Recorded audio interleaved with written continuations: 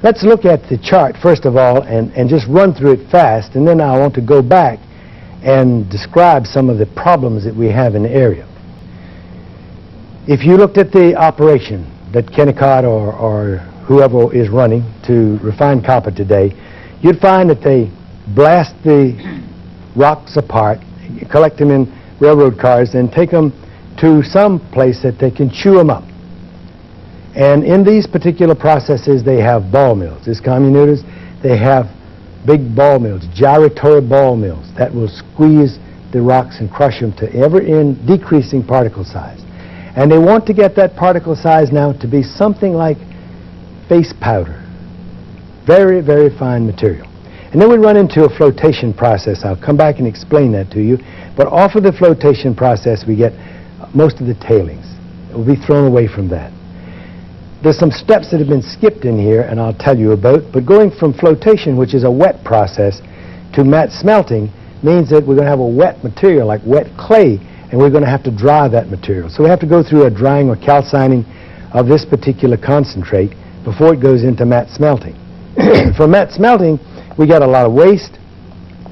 We also may split off another element. So for instance, if our ore is rich in nickel and copper, then we get a matte. A matte, by the way, is a sulfide. So copper sulfide, molten copper sulfide, is a matte. And we get nickel sulfides and copper sulfides, and they don't mix. They separate in a pot so that we can split them apart and take the nickel-rich part from the copper-rich part in the sulfide form. But we could divert off of here a nickel operation that we may talk about later. But that particular matte, which is copper oxide, now has to be converted. And just as we had the converter in the steel plant, we have a converter in the copper plant.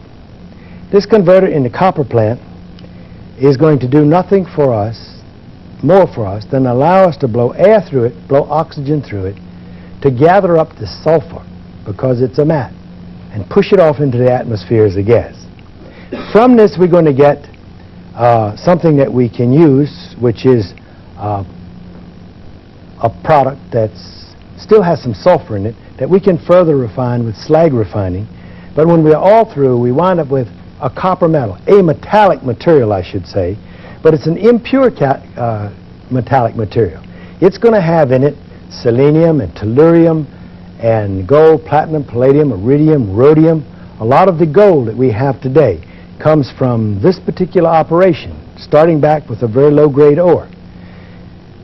All of that's in the liquid metal at the end of this fire refining. And so we convert it to an electrode that we can handle, an anode that we can handle in electrolytic refining.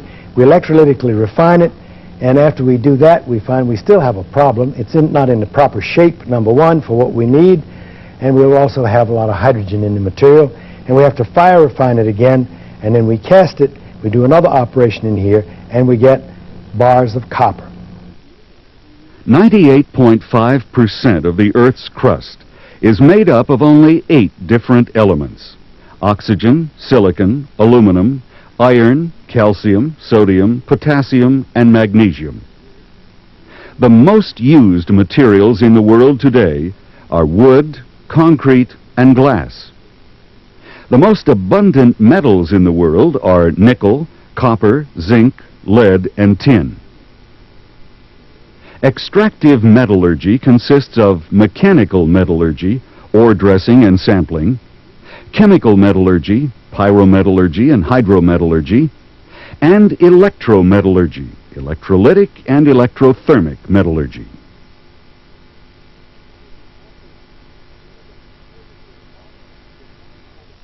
There's an awful lot. If you made a total flow chart of the copper processing, it would take about 4 times as much space as we have on this card.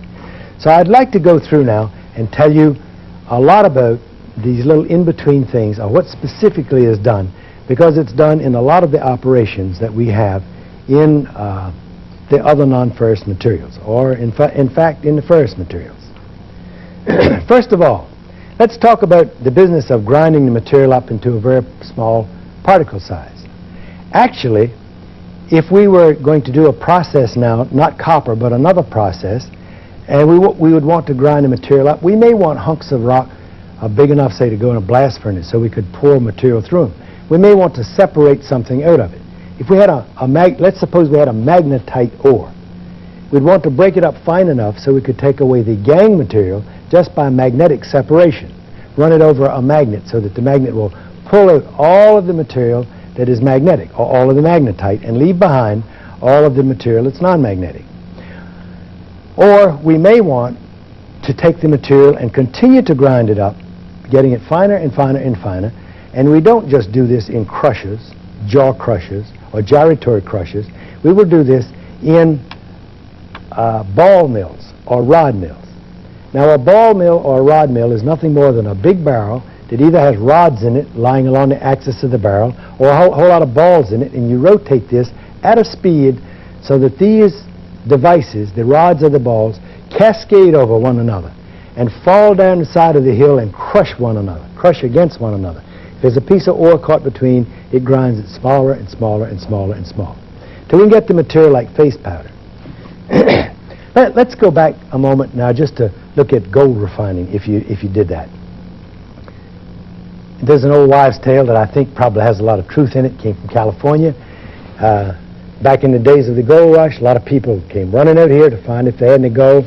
The gold miners were panning the gold, and as I've described before, a lot of the gold appears in tiny little flakes, tiny particles, too small to be picked out by hand.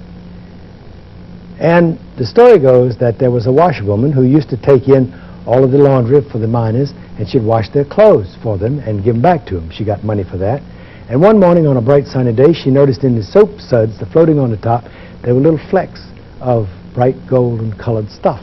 So she scooped up all of the soap suds, let them dry on the side, and found out she had a little poke of gold dust. And that led to, I think, in any event, we do have a process known as the flotation process.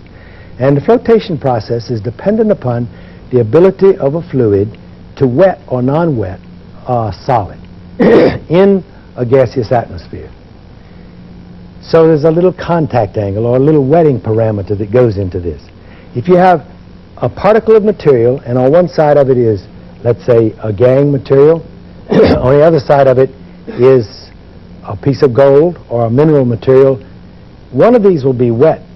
If you put an air bubble over it, one side will not be wet and one side will be wet. The air bubble will, if the particle is light enough, will float it to the top, and it can be passed off as a froth, can be skimmed off.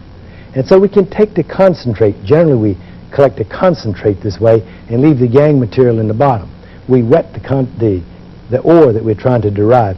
We float it off as a froth, skim it off, and then that particular material has to be filtered and dried. Now I have to tell you a story about drying things or making things in a very small fashion. So let me tell you how you would disintegrate anything that's a fluid for a moment.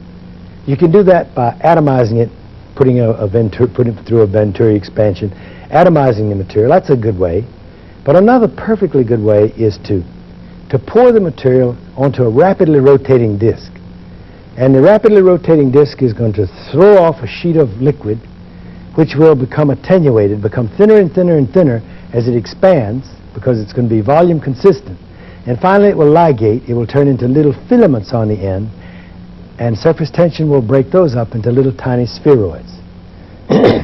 So if you look in patent literature, for instance, to find out who first did this, you find out that they were doing it way back at the turn of the century, if not before. And it's the method that we use for doing things like making powdered coffee, where we can, say, take the material and put it into a chamber that's refrigerated and has a vacuum on it, so we can flash evaporate the material if it's in a very tiny particle size. We just have a rotor in the middle that makes sure it gets in the fine particle size. Well, they do this sort of thing if they want to dry mine slurry. Slurry that's come out of a flotation process. One of the methods of drying it is to take that particular material and put it in a container, put it onto a container that's rotating very rapidly. So we throw this mud, if you please, away from the wheel. It breaks up into the particle size that's the particle size of the mineral, having wrapped around it a little envelope of water which is dried because they have a fire. It's blown into a fired chamber, say a high temperature chamber. So what falls out of this is the dried ore. But we have to dry it before we can put it into matte smelting. And in fact, before we do this, a step that we have left out here is we generally put it through a roasting operation. Now the operation I've just described would be like a calcining operation or a drying operation. A roasting operation would be to run it through a device, let's say a furnace, that has many, many tiers in it. And as we push the material from one tier to another, there will be rabble arms that will plow it back to the next tier. And each time it falls through this tiny little space, the particles are separated. They are free in the air. And we have hot gases going through here, very hot gases, and they burn off the sulfur. So in a copper mill, which is going to be a sulfide ore mill, we're going to have a roaster in there, and that roaster is designed to generate SO2. And we have to collect the SO2. And so, again now, if you go to a place like Ducktown, Tennessee, which used to smelt copper and have lots of roasters, well, I hadn't been there in years, but in 1942 I was there, and if you got within 5 miles of that refinery, there was nothing green, all just red clay, because they didn't worry about what happened to all that SO2 that went up in the air.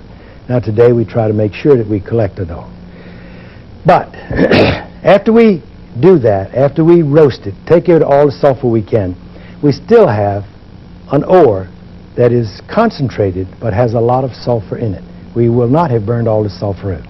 So we put it into this furnace, put it into this matte smelting furnace shown in the chart, and we melt the material down. We're going to have a slag developed on it, and the slag that's developed on it we're going to have to dispose of because we get a chemical equilibrium between this slag and the bath. That is, it's a refining operation. But we can take the bulk of all of the waste product out as a slag. And as you notice, we get a tremendous amount of slag out of this. If we start a run of 100 tons of ore, we're going to get about 3 tons of slag at this particular point. We're going to have gotten one heck of a lot of tailings off here, so we're not really going to have much material left, right, based on our 100 tons. But if we don't split, if we don't worry about the nickel now, and we take the matte that we have out of this, it still has sulfur in it. Every process reduces the sulfur content a little bit more and a little bit more. But now we have about all the sulfur we can get out by just melting it and depending upon the equilibrium with air to give us a loss of the sulfur. So we put it in a converter, in a copper converter. And this is something like a Bessemer converter. I'll show you a picture of it in a moment. And in this converter we blow in air. Now actually, this process takes longer than converting steel. It takes a long time because we've got to blow all of the sulfur out of the copper at this particular point. And we're still going to have a gas to come out, and the gas is still going to be SO2 or SO3, and we're going to have to make sulfuric acid out of it or do something similar. And the material that's left that we are going to take to fire refining just so we can now do anything final that we want in the fire refining. Actually what we're really interested in doing is just casting it into bars, these anode bars, which would be about as tall as I am and about 30 inches wide, about 5 feet by 3 feet, something like that. Long, big pieces of copper an inch thick, and we hang those in an electrolytic refining plant that may be as big as an acre. We hang them in sulfuric acid containers, and in